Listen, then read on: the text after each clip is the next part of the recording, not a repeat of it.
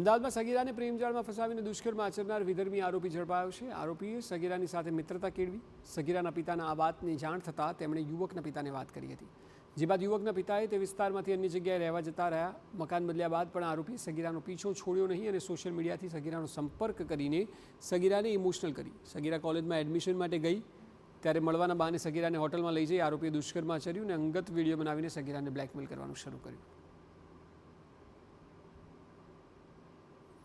તો આરોપીએ થોડા દિવસ પહેલાં સગીરાને ફોન કરી તેના માતા પિતાને મારી નાખવાની ધમકીઓ આપી। ઉસ્માનપુરા ગાર્ડન ખાતે મળવા બોલાવી સગીરા મજબૂરીવશ આરોપીને મળવા ગઈ ત્યારે આરોપીએ તેની સાથે ઝઘડો કરી લાફો માર્યો ત્યારે આસપાસના લોકોએ ભેગા થઈને આરોપીને પણ મેથી પાક ચખાડ્યો। આ ઘટના બાદ સગીરાએ આરોપી સામે ફરિયાદ નોંધાવી અને હાલ પોલીસે આરોપીની ધરપકડ કરી લીધી છે।